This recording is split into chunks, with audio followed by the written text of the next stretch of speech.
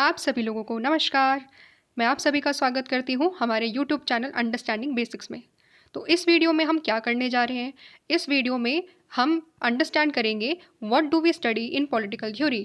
हम political theory के अंदर आखिरकार पढ़ते क्या है, इस पूरे के पूरे टॉपिक को हम कवर करेंगे। और साथ ही साथ में हम सोक्रेटिस को भी समझेंगे, प्लेटो को भी समझेंगे कि सोक्रेटिस कौन थे, प्लेटो ने उनके बारे में क्या लिखा, किस तरीके से लिखा, ये सारी चीज़ें हम डिस्कस करेंगे।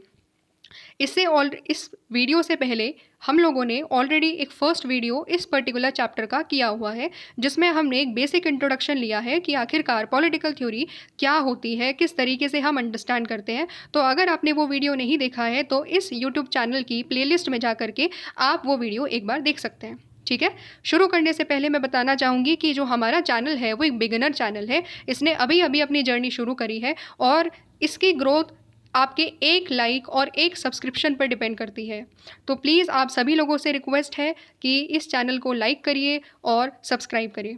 ठीक है, तो बिना देरी करे शुरू करते हैं आज का जो हमारा टॉपिक है। तो देखो, समझने की कोशिश करते हैं कि हम पॉलिटिकल थ्योरी के बारे में हमने एक बेसिक अंडरस्टैंडिंग जानी कि पॉलिटिकल थ्योरी में हम बहुत सारी चीज़ें पढ़ते हैं। हमने पॉलिटिक्स को समझा कि पॉलिटिक्स का एक्चुअल में मीनिंग क्या होता है। हमारी अजम्पशंस तो अलग होती है, लेकिन एक्चुअल में मीनिंग क्या होता है पॉलिटिक्स का, वो हम लोगों ने समझा। और उसमें हमने गवर्नमेंट के बारे में पढ़ा, अपने as a citizen of this country हमारी क्या क्या रिस्पॉन्सिबिलिटीज़ है, लोग किस तरीके से बहुत इंपॉर्टेंट रोल प्ले करते हैं किसी भी कंट्री की पॉलिटिक्स को शेप करने में। ये सारी चीज़ें हमने पहली वाली वीडियो में, और इसका जो बेसिक डिस्कशन था वो हमने अंडरस्टैंडिंग करी।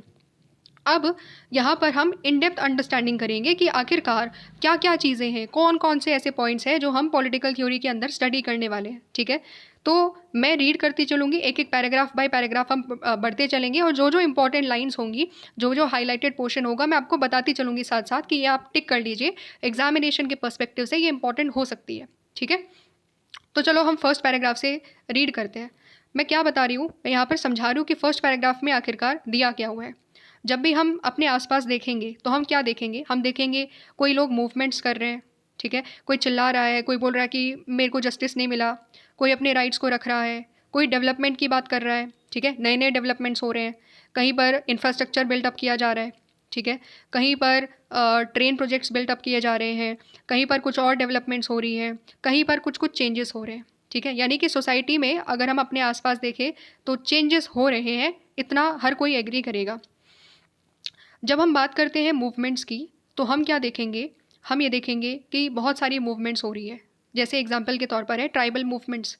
बहुत सारे ट्राइबल्स आकर के सड़क पर प्रोटेस्ट ये कर रहे हैं कि देखो, आज के टाइम में पॉपुलेशन की डिमांड, जो पॉपुलेशन की जो डिमांड है लैंड की या फॉरेस्ट की, वो इतनी ज़्यादा बढ़ गई है कि इसकी वजह से हमारे जंगल और हमारी ज़मीन छीने जा रही है। तो वो अपनी राइट्स के लिए डिमांड कर रहे हैं।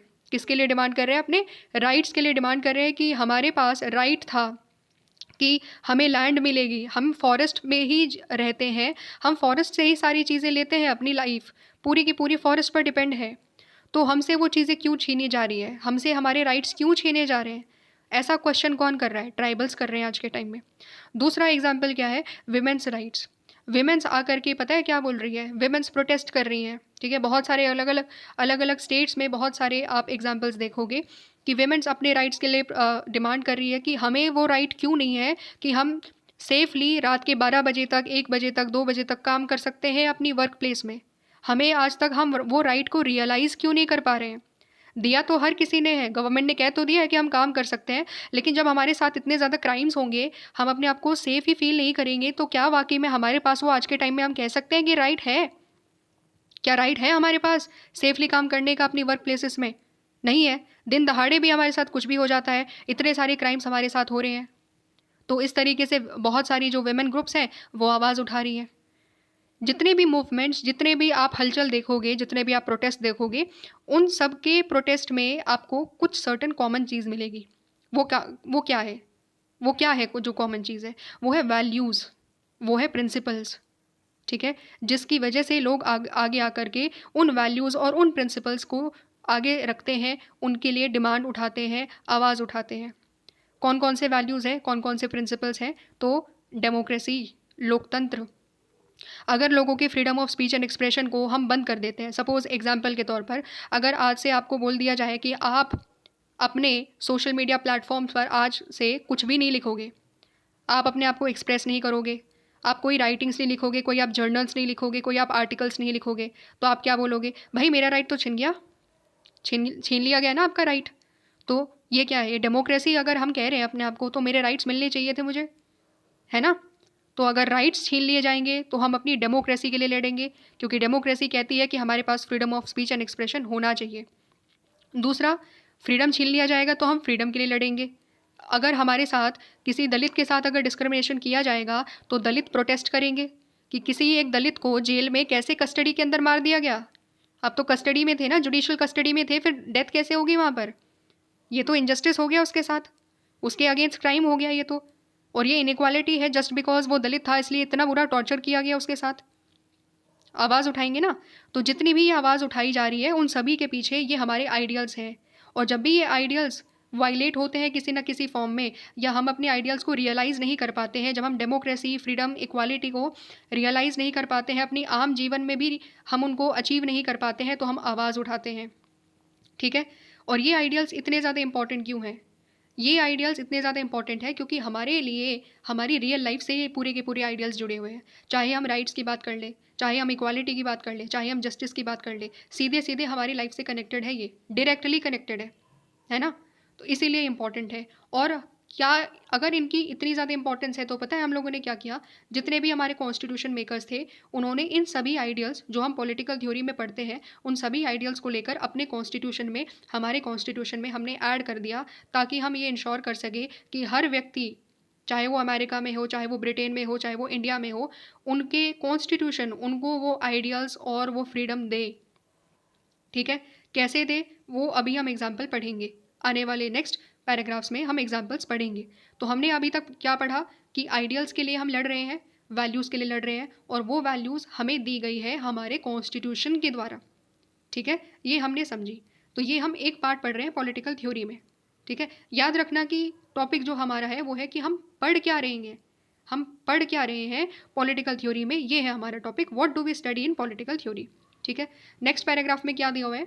तो नेक्स्ट पैराग्राफ में दिया हुआ है कि जो हमारे ये जितने भी आइडियल्स हमने पढ़े हैं ना, ये एक दिन की बात नहीं है कि एक दिन में मेरे दिमाग में आया जस्टिस एक आइडियल होता है तो मैंने दे दिया और फिर तुरंत उसको कॉन्स्टिट्यूशन में ऐड कर दिया गया। नहीं, ऐसा नहीं होता है। तो कैसे होता है? ये जितने भी आइडियाज़ हैं, ये जितने भी आइडियल्स हैं, ये सेंचुरीज़ पुराने हैं। ठीक है? ये Kautilya, Aristotle, Rousseau, Karl Marx, Gandhi, Ambedkar, इन सभी लोगों ने मिल करके दिए हैं। डिबेट हुई है इन पर, बहुत लंबी लंबी डिबेट हुई है। ठीक है? तब जा कर के ये आइडियल्स मिले हैं, और तब जा कर के आइडियल्स, क्योंकि हमें लगे कि ह्यूमंस के लिए ये आइडियल्स बहुत ज़्यादा इंपॉर्टेंट है, क्योंकि बिना लिबर्टी के, बिना फ्रीडम के, बिना इक्वालिटी के हमें लगा कि हम अपनी लाइफ सही तरीके से नहीं जी पाएंगे, इसलिए फिर हम लोगों ने इनको अपनी कॉन्स्टिट्यूशन में रखा। ठीक है? एक एक करते हुए हम इन पर्टिकुलर थिंकर्स को समझते हैं। तो हमने क्या पढ़ा? आइडियाज़ पढ़े, और आइडियाज़ कैसे आए? आइडियाज़ दिए थिंकर्स ने। ठीक है? आपके और मेरे आइडियाज़ नहीं है ये थिंकर्स के आइडियाज़ है। जितने भी आइडियाज़ और प्रिंसिपल्स हमने जो पढ़े हैं ना अभी, लिबर्टी, इक्वालिटी, डेमोक्रेसी, ये सब थिंकर्स ने दिए हैं।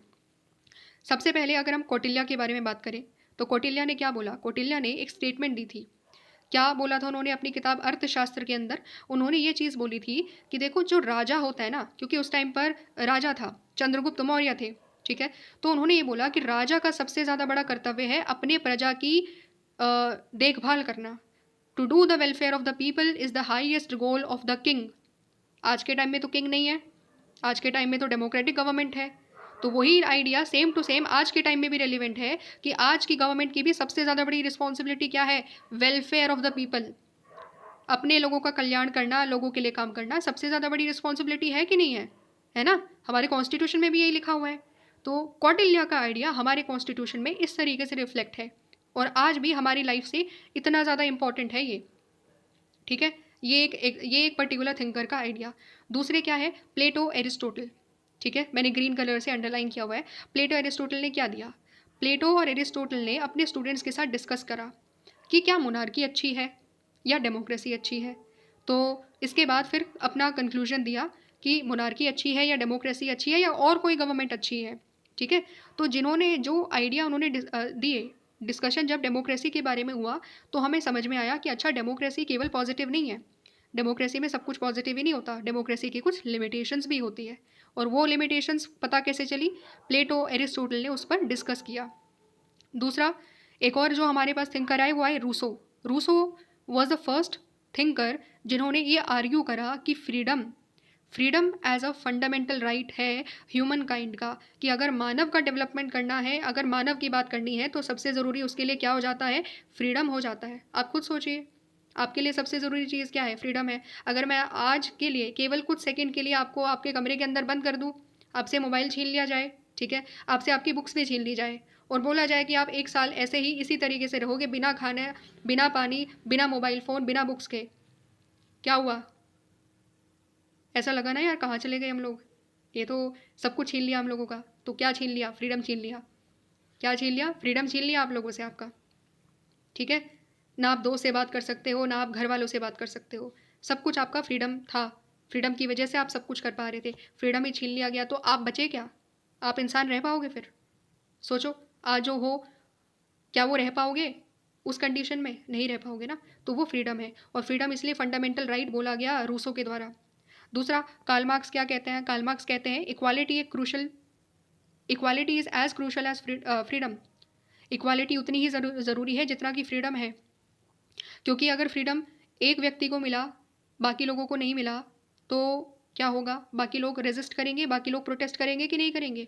कि अगर इतने इन सभी लोगों को ये आज़ादी है कि वो एजुकेशन गेन कर सकते हैं, इन सभी लोगों को आज़ादी है कि वो अपने प्रोफेशन में बहुत अच्छे तरीके से काम कर सकते हैं, तो हमें आज़ादी क्यों नहीं है? हमारे साथ कास्ट के बेसिस पर, रिलीजन के बेसिस पर, जेंडर के बेसिस पर डिस्क्रिमिनेशन क्यों हो रहा है? आवाज़ उठाएंगे कि नहीं उठाएंगे? यही कार्ल मार्क्स ने आइडिया दिया, और इसी इक्वालिटी के आइडिया को हम अपने प्रियम्बल में भी देख सकते हैं, ठीक है? Equality of opportunities and status के फॉर्म में, ठीक है? मैं लिंक करती जा रही हूँ, बार बार आपको बताती जा रही हूँ कि जो आप सेकंड बुक में पढ़ोगे ना, जो भी आप कॉन्स्टिट्यूशन में सारी चीज़ें पढ़ोगे, वो सारे प्रिंसिपल्स ये पॉलिटिकल थिंकर्स के द्वारा दिए गए हैं और ये डेवलप्ड करे गए हैं over a period of time, ठीक है? तो आपकी पॉलिटिकल थ्योरी की ये जो पर्टिकुलर बुक है, ये बहुत ज़्यादा रिलेटेड है, इसके कॉन्सेप्ट बहुत ज़्यादा रिलेटेड है आपकी दूसरी बुक से, जो आप पढ़ोगे, Indian constitution at work, our constitution at work, ठीक है? तो उस तरीके से हमें लिंक करना है। तीसरा, हम लोग बढ़ते हैं महात्मा गांधी की तरफ। महात्मा गांधी जी क्या कहते हैं? वो कहते हैं आइडिया ऑफ जेन्युइन फ्रीडम या स्वराज, वो बहुत ज़्यादा इंपॉर्टेंट है। हिंद स्वराज अपनी किताब में वो आइडिया ऑफ स्वराज देते हैं। स्वराज का मतलब केवल फ्रीडम नहीं होता, स्वराज का मतलब होता है कि मैं अपने ऊपर भी कंट्रोल करूं, मैं अपनी गलत आदतों पर भी कंट्रोल करूं, मैं अपने आप को डिसिप्लिन रखूं, ये स्वराज है। और इनके अलग अलग आइडियाज़ हम देखेंगे, ठीक है? अंबेडकर जी ने क्या बोला? अंबेडकर जी ने बोला कि शेड्यूल कास्ट को भी एक माइनॉरिटी के तौर पर ट्रीट करना होगा, और शेड्यूल कास्ट को हमें ये इंश्योर करना होगा कि आज़ाद भारत में उनको इक्वली ट्रीट किया जाए। और जितने भी आइडियाज़ ऑफ सोशल जस्टिस है, जैसे रिजर्वेशन या और भी जो हमने अदर स्टेप्स उठाए हैं अपनी माइनॉरिटीज़ के लिए, तो वो सारे ideas of social justice Ambedkar ji ने हमारे कॉन्स्टिट्यूशन में ऐड करे हैं। समझ पा रहे हो? ठीक है? तो बार बार जो हम कॉन्स्टिट्यूशन में पढ़ रहे हैं, वो इन सब के द्वारा दिया गया आइडिया है, ठीक है? अब और क्या दिया हुआ है इस पर्टिकुलर बुक में? और यहाँ पर पैराग्राफ में लास्ट में ये बात बोली है कि जो हमारे इंडियन कॉन्स्टिट्यूशन में जो हमारा प्रियम्बल है, वो क्या क्या बताता है? प्रियम्बल में तो बहुत सारी वैल्यूज़ लिखी हुई है, फ्रीडम है, इक्वालिटी है ना? फंडामेंटल राइट्स का चैप्टर है हमारे कॉन्स्टिट्यूशन में, chapter 3, part 3 of the Indian constitution में, है ना? और उसमें क्या है? उसमें अनटचेबिलिटी बंद करी गई है, राइट? आर्टिकल 17 क्या कहता है? Article 17 completely अबॉलिशेस untouchability in any form. और जो गांधीयन प्रिंसिपल्स हैं, वो हमने अपने डीपीएसपी में ऐड करे हैं।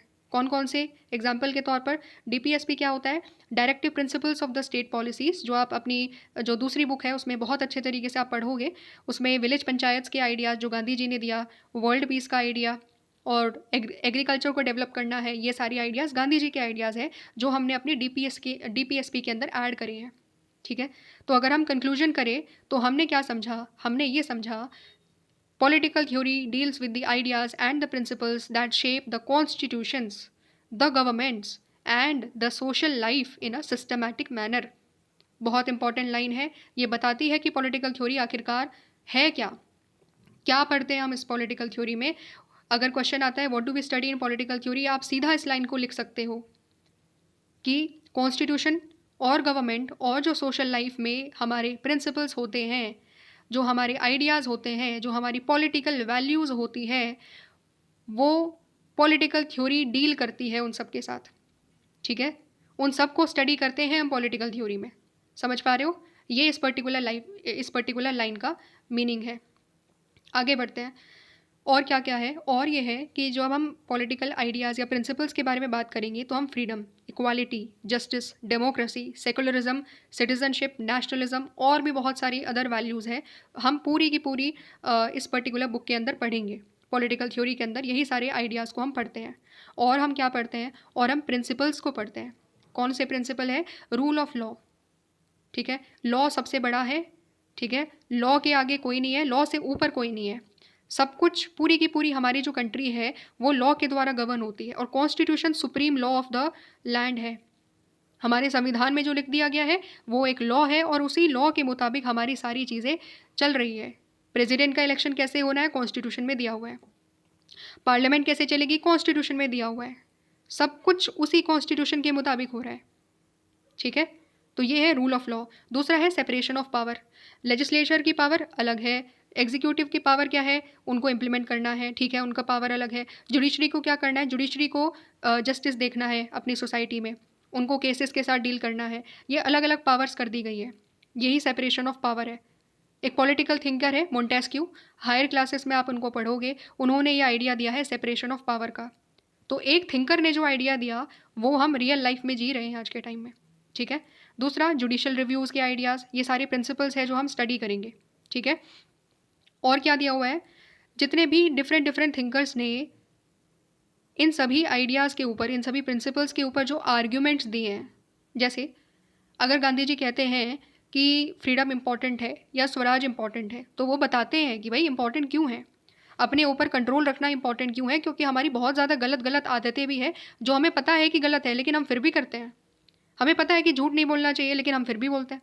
हमें पता है कि हमें अपनी पढ़ाई को सीरियसली लेना चाहिए लेकिन हम तब भी नहीं लेते हैं। हमें पता है सोशल मीडिया पर टाइम वेस्ट नहीं करना चाहिए, सब कुछ पता है हमें, लेकिन हम तब भी वो करते हैं। मजबूर हैं हम कहीं ना कहीं, किसी ना किसी तरीके से, ठीक है। हमने अपने आप को मजबूर समझ लिया है और बना भी लिया है। तो स्वराज का मतलब क्या है? कि हम अपनी गंदी आदतों को छोड़ करके अपने आप के जो हाईएस्ट, जो मेरी पोटेंशियल है, मैं उसको सही डायरेक्शन में यूज़ करूँ, ठीक है। तो ये सारे आर्ग्यूमेंट्स गांधी जी देते हैं, ठीक है। और उनको हम समझने की कोशिश करते हैं कि ये आर्ग्यूमेंट्स कितने सही है या किस तरीके से सही है, आज के टाइम में किस तरीके से लागू हो सकते हैं, ठीक है। और क्या समझते हैं हम लोग? रूसो या मार्क्स या गांधी, अगर आप देखोगे तो ये जितने भी आइडियाज़ इन्होंने दिए, ठीक है, वो पॉलिटिशियंस तो नहीं बने ना बाद में जा कर के। हाँ, गांधी जी पॉलिटिक्स में आए ताकि भारत की आज़ादी की लड़ाई लड़ सके, लेकिन बाकी सभी जो थे वो पॉलिटिशियंस तो नहीं बने। और उन्होंने क्या करा? उनके आइडियाज़ ने, डिस्पाइट दैट कि वो पॉलिटिशियंस नहीं हैं, लेकिन उनके आइडियाज़ आज के पॉलिटिशियंस को इन्फ्लुएंस करते हैं, आज के पॉलिटिशियंस के आइडियाज़ को शेप करते हैं। इसीलिए जितने भी बड़े बड़े थिंकर्स हैं, बड़े बड़े politicians, for example Nelson Mandela हुए, मार्टिन लूथर किंग हुए, ठीक है, ये सभी लोग क्या है? ये सभी लोग गांधी जी के नॉन वायलेंस के प्रिंसिपल पर अपनी लड़ाई लड़ रहे थे, ठीक है। तो ये हमने देखा कि गांधी जी के आइडिया हो या किसी और के भी आइडियाज़ हो, वो क्या कर रहे हैं? आज की जनरेशन के पॉलिटिशियंस के आइडियाज़ को इन्फ्लुएंस कर रहे हैं, ठीक है। और क्या है? और आज के टाइम में अदर कुछ कंटेम्प्रेरी थिंकर्स भी है। कौन कौन से कंटेम्प्रेरी थिंकर्स है? अमर्त्य सेन हो गया, ठीक है, जो कैपेबिलिटीज़ अप्रोच देते हैं। अब ये कैपेबिलिटी अप्रोच क्या है, इसमें चली जाऊंगी तो बहुत ज़्यादा डिटेल हो जाएगा। ये चीज़ आप आने वाले कुछ हायर क्लासेस में आप ये आराम से पढ़ोगे, तो बहुत मज़ेदार चीज़ें हैं जो आप 12th के बाद पढ़ोगे, ठीक है। इन्हीं सब थिंकर्स के आसपास आपकी लाइफ होगी फिर। अच्छा, रूसो ने क्या बोला, कैसे बोला? अच्छा, फिर आप अपने दिमाग लगाओगे कि क्या जो ये जो रूसो ने बात बोली है, क्या आज के टाइम में इम्प्लीमेंट हो सकती है क्या? ऐसे ये सारी चीज़ें आप 12th की बात करोगे, ठीक है। तो अभी हम वहाँ पर नहीं जाते, अभी हम 11th तक ही सीमित रहते हैं कि आपकी बुक में क्या दिया हुआ है। तो हम रूसो को पढ़ेंगे और इस तरीके से हम सारी चीज़ों को, इन सभी के आइडियाज़ को समझने की कोशिश करेंगे। तो जो कंटेम्प्रेरी थिंकर्स हैं, जैसे मैंने बताया अमर्त्य सेन या और भी अदर कोई थिंकर्स हैं, तो वो क्या कर रहे हैं? वो इन्हीं के आइडियाज़ को डिफेंड कर रहे हैं, ठीक है। वो फ्रीडम को डिफेंड कर रहे हैं, वो डेमोक्रेसी को डिफेंड कर रहे हैं, और वो अपने आइडियाज़ लेट डाउन कर रहे हैं, ठीक है। और क्या बोला हुआ है यहाँ पर? और ये बोला हुआ है कि besides examining arguments, political theorist also reflects upon our current political experiences and points out the trends and the possibilities for the future. Arguments को एग्जामिन कर लिया सभी थिंकर्स के, इसके अलावा और क्या करेंगे, जो भी पॉलिटिकल थ्योरिस्ट होते हैं, थ्योरिस्ट कौन होता है, जो अपनी थ्योरी देता है कि मेरे मेरे मेरे जो विचार है वो इस तरीके से है, मेरे लिए स्वराज का आइडिया ये है, या मेरे लिए इक्वालिटी का मतलब है इकोनॉमिक इक्वालिटी, जैसे कार्ल मार्क्स ने दिया। ठीक है, तो ये सारे क्या है, ये सब थ्योरिस्ट हैं। तो वो रिफ्लेक्ट करते हैं आज के जो हमारे कंटेम्प्रेरी जो पॉलिटिकल एक्सपीरियंसेस हैं, कोई भी पॉलिटिकल इवेंट होता है उसको देखेंगे और ट्रेंड्स देखेंगे, पॉसिबिलिटीज़ देखेंगे कि फ्यूचर में क्या हो सकता है और क्या नहीं हो सकता, ये सब चीज़ें भी हम देखते हैं। लेकिन ये सब काम किसका है, पॉलिटिकल थ्योरिस्ट का है। ठीक है, लेकिन हम लोग पॉलिटिकल थ्योरी के स्टूडेंट हैं, तो इसीलिए हम भी थोड़ा थोड़ा ऑब्जर्व करते हैं कि क्या हो रहा है आज के समाज में, किस तरीके से हमारे जितने भी आइडियाज़ हैं, लिबर्टी, इक्वालिटी, फ्रेटर्निटी, वो कैसे अप्लाई करे जा रहे हैं। ठीक है, समझ पा रहे हो आप यहाँ तक? अब नेक्स्ट की तरफ बढ़ते हैं। ये वाला चीज़ बहुत अलग चीज़ है। अलग चीज़ कैसे है, क्योंकि ये आपको क्वेश्चन करेगी। क्वेश्चन क्या है, फ्रीडम हमने पढ़ा, इक्वालिटी हमने पढ़ा, फ्रीडम और इक्वालिटी हमारे कॉन्स्टिट्यूशन में भी है, और कॉन्स्टिट्यूशन हमें बोलता भी है कि हर किसी के पास इक्वालिटी है। तो क्वेश्चन यहाँ पर मेरा आपसे है कि जब फ्रीडम और इक्वालिटी ऑलरेडी हमारे कॉन्स्टिट्यूशन में है, फंडामेंटल राइट्स हमें बहुत सारे राइट्स देता है, फ्रीडम देता है, इक्वालिटी देता है, तो फिर हम पढ़ क्यों रहे हैं आज के टाइम में पॉलिटिकल थ्योरी? हम इन सब वैल्यूज़ को क्यों फिर आज पढ़ रहे हैं पॉलिटिकल थ्योरी में, जब ऑलरेडी हमारी कॉन्स्टिट्यूशन ने सब कुछ हमें दिया हुआ है? उठ सकता है ना क्वेश्चन कि क्या रेलिवेंस है इन सब चीज़ों की, अगर सब कुछ दिया हुआ ही है तो क्या हम लोगों ने फ्रीडम और डेमोक्रेसी को अचीव नहीं कर रखा? आप बोलोगे कि बिल्कुल कर रखा है, हम वोट कर रहे हैं, हमारी कंट्री डेमोक्रेसी है, हमें फ्रीडम मिला हुआ है, सब कुछ हम कर सकते हैं, ठीक है। लेकिन कुछ ना कुछ कमी कमी होगी, तभी हम ये सारी चीज़ें पढ़ रहे हैं। अब वो क्या कमी है, वही यहाँ पर हमें समझना है। तो क्या बोल रहे हैं ये, भारत फ्री है, भारत इंडिपेंडेंट भी है, लेकिन फिर भी क्वेश्चन उठते हैं फ्रीडम और इक्वालिटी के बारे में कि भारत में सभी लोगों के पास फ्रीडम नहीं है और ना ही सभी लोगों के पास इक्वालिटी है। कैसे? बहुत सारे इश्यूज़ जो आज के टाइम में हम सोशल लाइफ में देखते हैं, जो फ्रीडम, इक्वालिटी या डेमोक्रेसी से जुड़े हुए हैं। कौन से इश्यूज़ हैं? एग्जाम्पल ले लो, पॉलिटिकल इक्वालिटी सभी के पास है, पॉलिटिकल स्पेयर में इक्वालिटी सभी के पास है, हर किसी के पास राइट टू वोट है। कोई आज के टाइम में इंडियन सिटीजन ये नहीं कह सकता कि मेरे पास राइट टू वोट नहीं है, कोई नहीं कह सकता, क्योंकि इंडियन कॉन्स्टिट्यूशन ने हर किसी को वो पॉलिटिकल राइट्स दे दिए हैं। कोई आज के टाइम में ये नहीं कह सकता कि वो कंटेस्ट नहीं कर सकता इलेक्शंस को, हर कोई कंटेस्ट कर सकता है, किसी के ऊपर कोई रिस्ट्रिक्शन नहीं है। ठीक है, तो पॉलिटिकल राइट्स दिया हुआ तो है, पॉलिटिकल स्पेयर में हमें इक्वल राइट्स तो दिए हुए हैं, लेकिन केवल पॉलिटिकल स्पेयर थोड़ी ना है, इकोनॉमिक स्पेयर भी तो है, सोशल स्पेयर्स भी तो हैं, तो उसमें भी हमें इक्वालिटी चाहिए।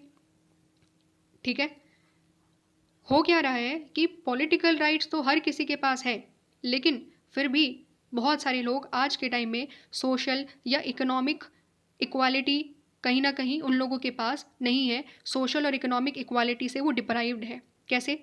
कास्ट की वजह से सोशल डिस्क्रिमिनेशन हो रहा है, या बहुत ज़्यादा गरीबी है, इसकी वजह से ना एजुकेशन गेन कर पा रहे हैं, और ना ही फूड गेन कर पा रहे हैं, ना ही प्रॉपर क्लोथिंग है, ना ही कोई अच्छा हॉस्पिटल वो एक तरीके से देख सकते हैं।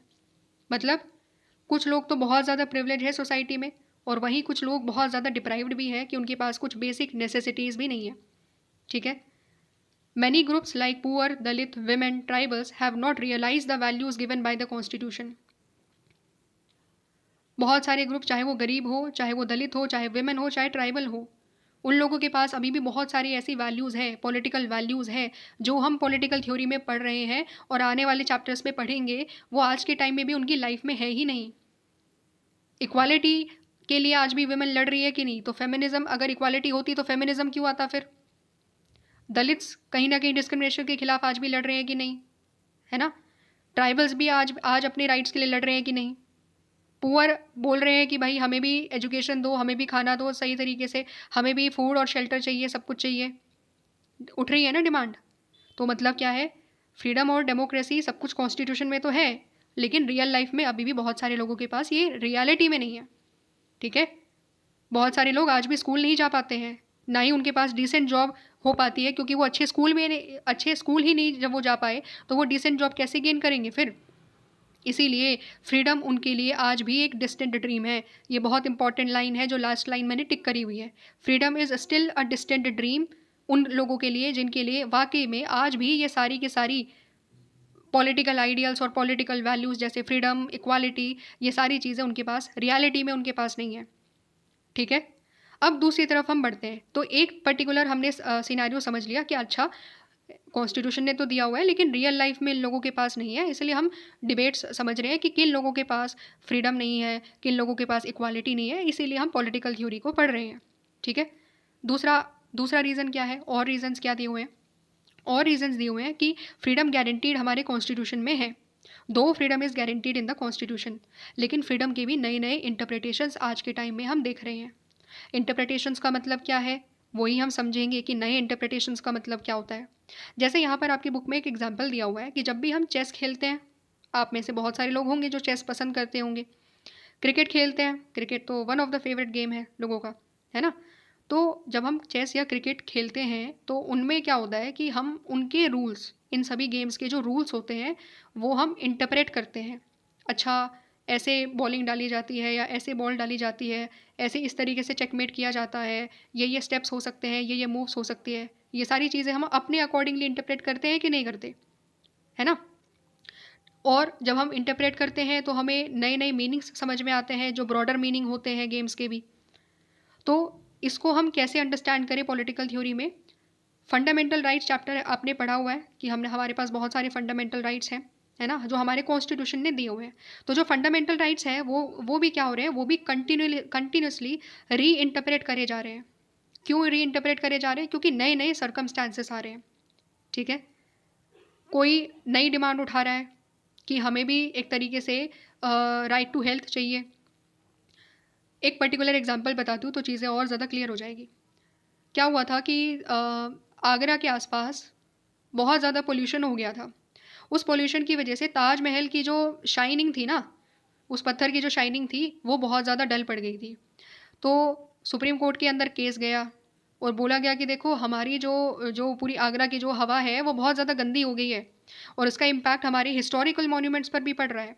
तो सुप्रीम कोर्ट ने फिर वहाँ के आसपास की कुछ सर्टेन इंडस्ट्रीज़ को, एक सर्टेन किलोमीटर तक के आने वाली इंडस्ट्रीज़ को बंद करवा दिया और वहाँ के लिए कुछ सर्टेन रेगुलेशंस दे दिए। और वो बोल दिया गया कि देखो सेफ़ इन्वायरमेंट ज़रूरी है, एक फंडामेंटल राइट है। ठीक है, तो जो राइट टू सेफ इन्वायरमेंट है वो सुप्रीम कोर्ट के इंटरप्रिटेशंस की वजह से फिर हम लोगों को मिला कि अच्छा, जब हम राइट टू लाइफ के बारे में बात करेंगे तो राइट टू लाइफ का मतलब ऐसा नहीं है कि हम गंदी हवा में रह रहे हैं, नहीं नहीं। राइट टू लाइफ का एक मतलब ये भी है, उसके अंदर ये राइट भी आता है कि आपको साफ हवा, साफ पानी मिले, साफ इन्वायरमेंट में आप रहो। तो ये क्यों हुआ, ये हुआ नया इंटरप्रिटेशन, क्योंकि पॉल्यूशन, गंदगी इतनी ज़्यादा बढ़ गई थी। उसके बाद सुप्रीम कोर्ट को आकर के बोलना पड़ा कि देखो right to life is also about safe environment. ये एक पर्टिकुलर एग्जाम्पल है और ये नया इंटरप्रिटेशन है। ठीक है, तो राइट टू लाइफ, ये तो मैंने अपना एग्जाम्पल दिया, बुक में क्या दिया हुआ है, right to life has been interpreted by the courts to include the right to livelihood. ये एग्जाम्पल आप आई थिंक आने वाले कुछ चैप्टर में एक पर्टिकुलर एग्जाम्पल है, उसमें आप पढ़ोगे कि राइट टू लाइफ का मतलब है मेरे पास लाइवलीहुड भी तो होना चाहिए, एक इनकम का सोर्स होना चाहिए कि नहीं होना चाहिए, तभी तो आप बोलोगे कि मेरे पास राइट टू लाइफ है। वरना मैं भूखा मर रहा हूँ या मैं भूखी मर रही हूँ और मेरे पास कोई सोर्स नहीं है इनकम का, तो क्या मेरे पास राइट टू लाइफ है? डिग्निटी तो है ही नहीं मेरे पास फिर, है ना। तो ये नए नए इंटरप्रिटेशंस हो रहे हैं और कौन कर रहा है, सुप्रीम कोर्ट कर रहा है। एक तरीका तो है भाई, सुप्रीम कोर्ट नए राइट्स लेकर के आ रहा है, नए तरीके से इंटरप्रेट कर रहा है राइट्स को। दूसरा तरीका है कि हम डिमांड्स कर रहे हैं नई नई राइट्स की। कैसे डिमांड कर रहे हैं हम लोग बोल रहे हैं कि हमें पता होना चाहिए कि गवर्नमेंट क्या कर रही है, हमें पता होना चाहिए कि गवर्नमेंट डिसीजन कैसे ले रही है। We want to know what the government is doing, we should have the right to information. हमारे पास जानकारी का अधिकार होना चाहिए, ये हमने डिमांड रखी। इसके लिए हमने बहुत लंबी लड़ाई लड़ी, तब जा कर के गवर्नमेंट ने क्या करा, राइट टू इन्फॉर्मेशन एक्ट 2005 के अंदर बनाया। और इस राइट की वजह से, इस पर्टिकुलर लॉ की वजह से हमें राइट टू इन्फॉर्मेशन एक्ट 2005 में मिला। इसका यूज़ क्या है आपके लिए और मेरे लिए? इसका यूज़, सपोज आप ये जानना चाहते हो कि प्रेसिडेंट ने कितनी बार अपनी ऑर्डिनेंस मेकिंग पावर का यूज़ करा है। ठीक है, सपोज आप ऐसे ही जानना चाहते हो कि ऑर्डिनेंस मेकिंग पावर होती है प्रेसिडेंट की, वो कितनी बार यूज़ करी गई है।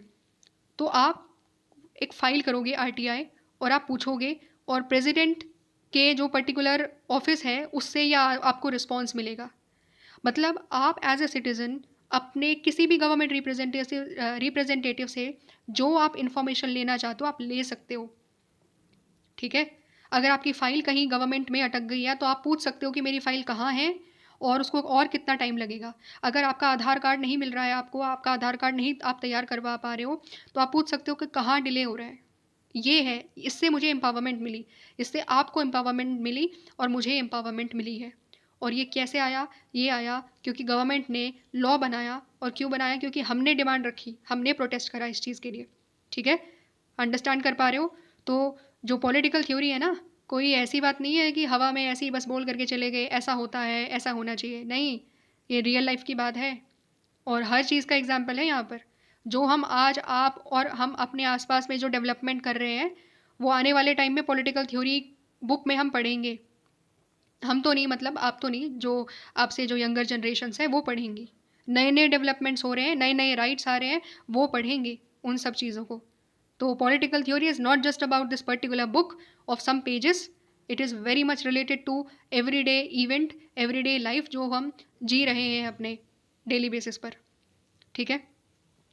इसके अलावा यहाँ पर और क्या दिया हुआ है, यहाँ पर ये बाकी सारी चीज़ों में वही बात करी गई है कि जो फंडामेंटल राइट्स है, जो हम पॉलिटिकल थ्योरी में राइट्स पढ़ रहे हैं, वो सब कुछ एक्सपैंड हो रहे हैं, बढ़ रहे हैं, क्योंकि या तो सुप्रीम कोर्ट उसको इंटरप्रेट कर रहा है या नए नए राइट्स हो आ रहे हैं जो गवर्नमेंट अमेंडमेंट्स के ज़रिए लेकर के आती है। अमेंडमेंट्स क्या है उसको आप बहुत अच्छे तरीके से अपनी जो सेकेंड बुक है उसमें हम पढ़ेंगे, उस बुक को भी हम लोग कवर करेंगे, ठीक है। अब नेक्स्ट पैराग्राफ में क्या दिया हुआ है? नेक्स्ट पैराग्राफ में एक और चीज़ बोली है कि चलो ठीक है, हमने मान लिया कि जो राइट्स हैं वो नई नई तरीके से इंटरप्रेट करे जा रहे हैं, फ्रीडम अलग अलग तरीके से इंटरप्रेट करा जा रहा है, और किस तरीके से वो इंटरप्रेट करा जा रहा है ये हमारी पॉलिटिकल थ्योरी में हम पढ़ते हैं। और क्या पढ़ते हैं हम पॉलिटिकल थ्योरी में? हम और क्या पढ़ते हैं? हम पढ़ते हैं जो वर्ल्ड में चेंजेस हो रहे हैं। वर्ल्ड में जो चेंजेस हो रहे हैं उसकी वजह से नए नए डायमेंशंस आ रहे हैं। कौन से डायमेंशंस? फ्रीडम का नया डायमेंशन, ठीक है।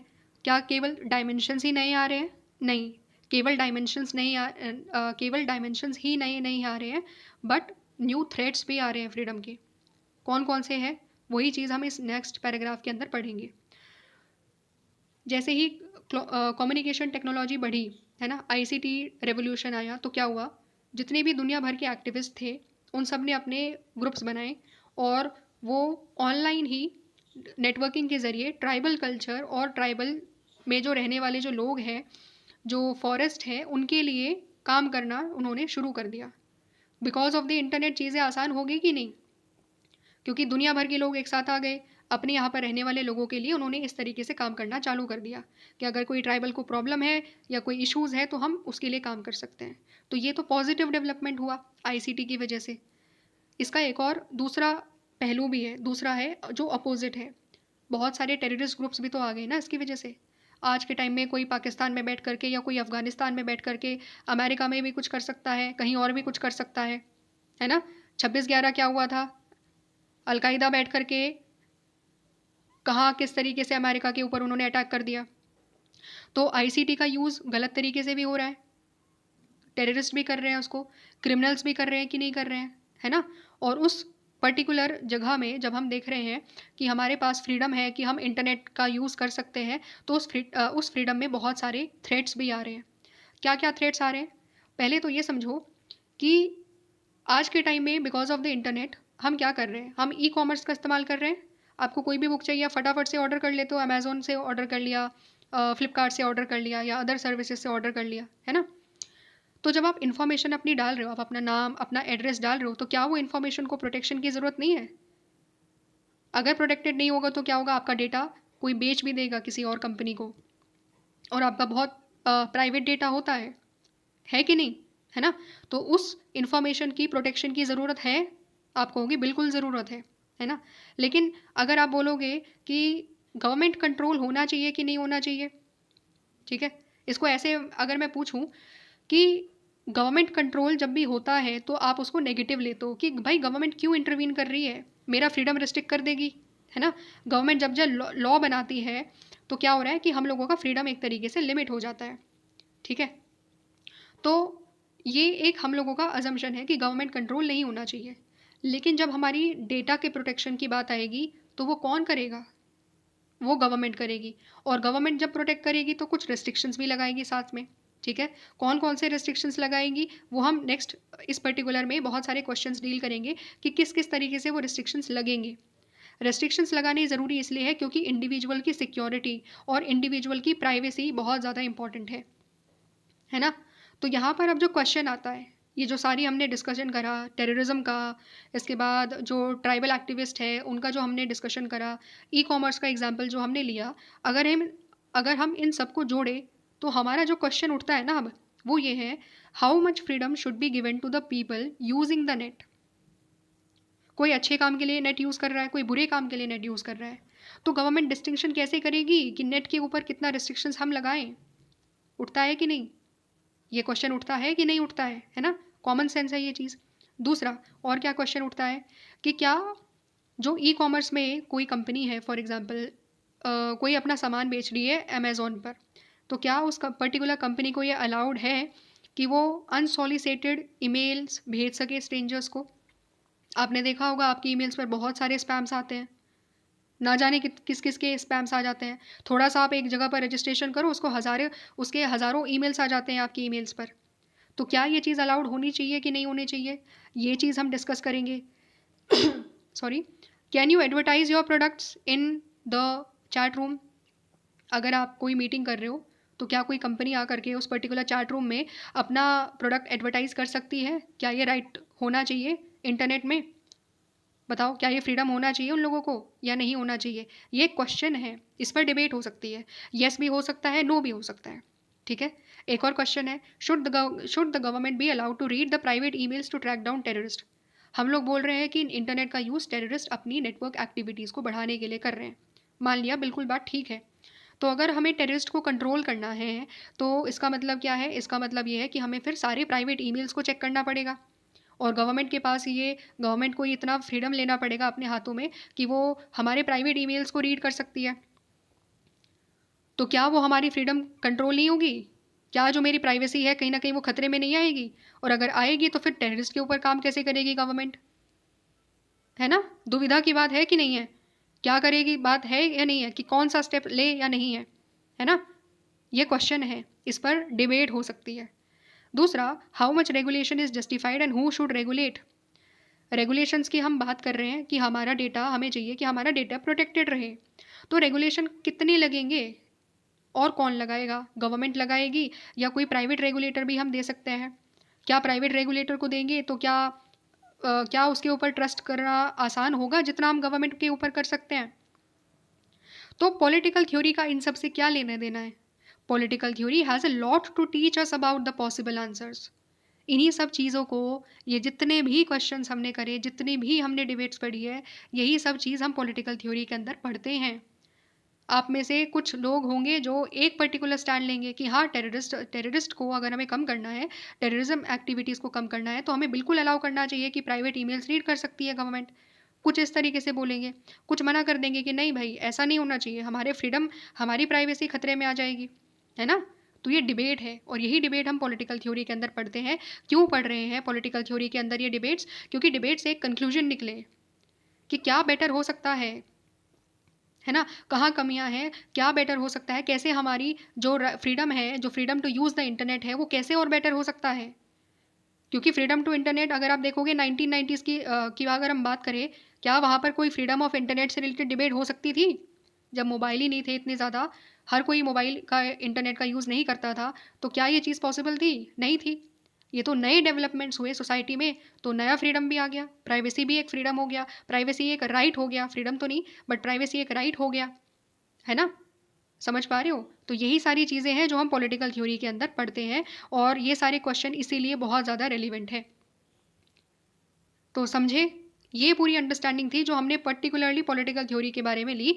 तो मैं अगर दोबारा से रिकॉल करवाऊँ आप सभी लोगों को कि हमने क्या पढ़ा पॉलिटिकल थ्योरी में, हमने आज पढ़ा कि what do we study in political theory. उसमें हमने पढ़ा मूवमेंट्स होती है और हर मूवमेंट के पीछे एक आइडिया होता है जिसको हम पॉलिटिकल आइडिया कहते हैं, चाहे वो लिबर्टी हो चाहे वो इक्वालिटी हो। फिर उसके बाद हमने पढ़ा कि ये जो पॉलिटिकल वैल्यूज़ है ये हमारे कॉन्स्टिट्यूशन में लागू करी गई है ताकि हम इनको अपनी लाइफ में रियलाइज़ कर सकें। फिर हमने कुछ सर्टेन पॉलिटिकल थिंकर्स और उनके आइडियाज़ को पढ़ा, जिसमें कार्ल मार्क्स का आइडिया ऑफ इक्वालिटी, रूसो का आइडिया ऑफ फ्रीडम हम लोगों ने जाना। फिर हमने पढ़ा कि पॉलिटिकल थ्योरी क्या करती है। सबसे पहली चीज़ हमने पढ़ी, ये सबसे पहला हमारा पॉइंट था कि पॉलिटिकल थ्योरी में हम आइडियाज़, प्रिंसिपल्स को समझते हैं जो हमारे कॉन्स्टिट्यूशन, हमारी गवर्नमेंट और हमारी सोशल लाइफ को रेगुलेट करते हैं, हमारी सोशल लाइफ से जुड़े हुए होते हैं। फिर उसके बाद हमने क्या समझा, फिर उसके बाद हमने समझा कि अगर ये सारी इंपॉर्टेंट आइडियाज़ हैं तो हम इनको आज के टाइम में क्यों पढ़ रहे हैं। ऑलरेडी ये कॉन्स्टिट्यूशन में इंक्लूड कर दी गई है, तो हम इसलिए पढ़ रहे हैं क्योंकि आज भी ये बहुत सारी वैल्यूज़ एक डिस्टेंट ड्रीम है। बहुत सारे लोगों ने अभी भी अपनी लाइफ में ये चीज़ वो रियलाइज़ नहीं कर पाए हैं, इसीलिए।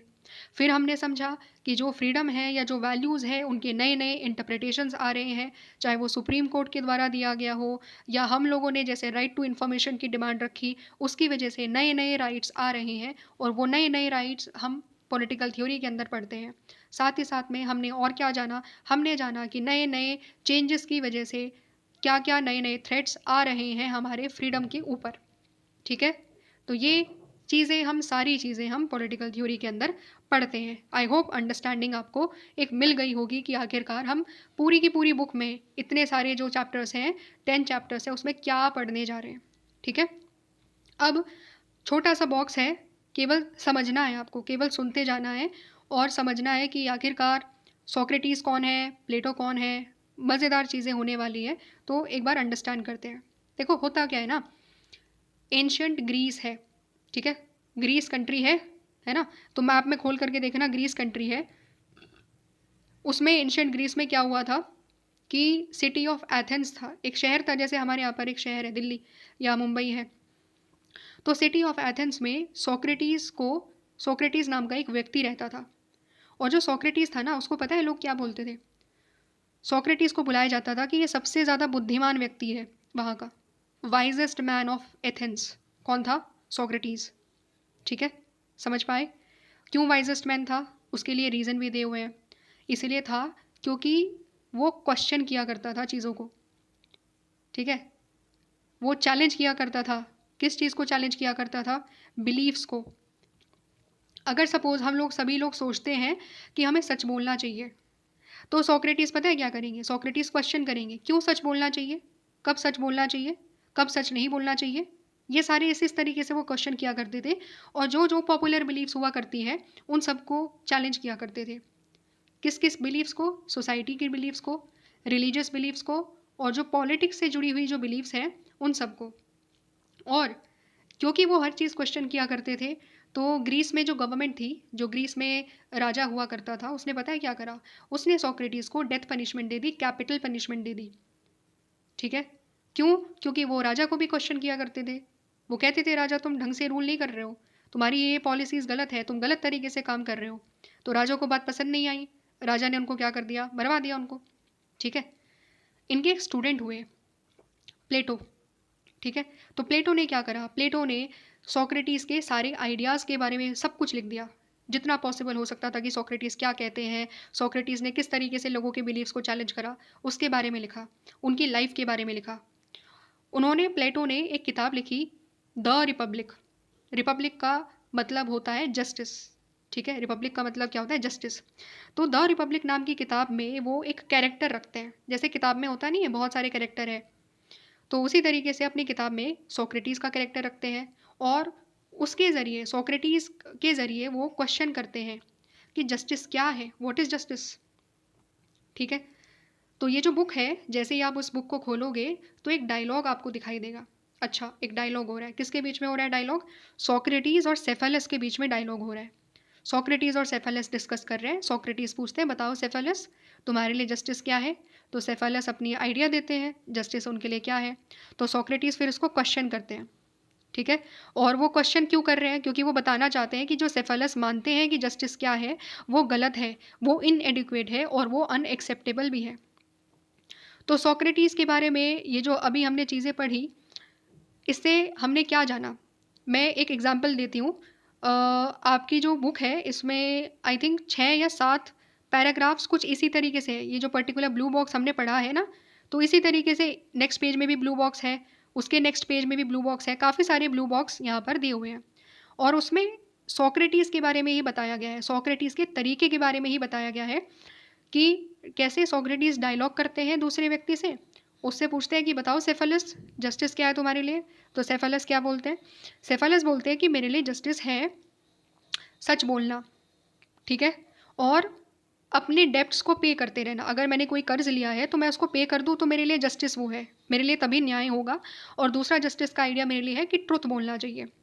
तो सोक्रेटिस बोलते हैं बहुत बढ़िया, ठीक है, मैंने तुम्हारी बात मान ली। अब सोक्रेटिस यहीं पर रुकते नहीं है, सोक्रेटिस पूछते हैं अच्छा तुम्हारे लिए अगर ये जस्टिस है तो मुझे बताओ कि क्या ये जस्टिस का आइडिया ठीक है? क्या ये जो तुम्हारा ओपिनियन है क्या वो ठीक है? या इस पर्टिकुलर आइडिया के अंदर कुछ कमियां हैं?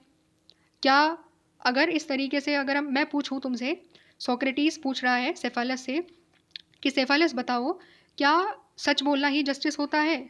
अगर एक ऐसा व्यक्ति है, अगर मेरा दोस्त है और उसने मुझे कोई हथियार दिया है तो मेरे पास वो हथियार है।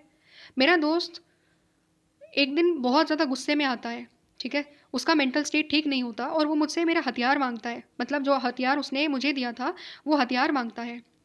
तो अगर वो मुझसे पूछता है कि क्या तुम्हारे पास वो हथियार है, तो क्या इस पर्टिकुलर पोजीशन में सच बोलना क्या वो जस्टिस है?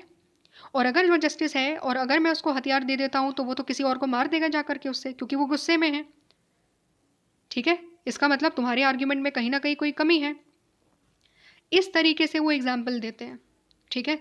तो वो कोई भी क्वेश्चन करता है पहले पूछेंगे बताओ आपके लिए ये चीज़ क्या है, फिर उसके बाद उसके अंदर कमियां बताएंगे और उसको ठीक करेंगे। बोलेंगे कि देखो हमेशा सच बोलना जस्टिस नहीं होता, ठीक है। इस तरीके से ये आइडियाज़ यहाँ पर दिए हुए हैं। तो खास बात यहाँ पर नोट डाउन करने की क्या है, अब जितने भी पेजेस हैं जिसमें ये ब्लू बॉक्स दिए हुए हैं सारे ब्लू बॉक्स को रीड करो।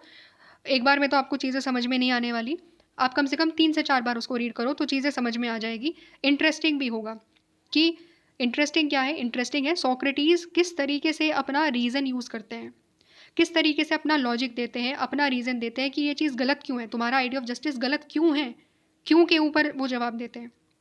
और उनकी लिमिटेशंस के बारे में बात करते हैं, उस पर्टिकुलर व्यू पॉइंट में क्या क्या इनकन्सिस्टेंसीज है उसके बारे में बात करते हैं, ठीक है।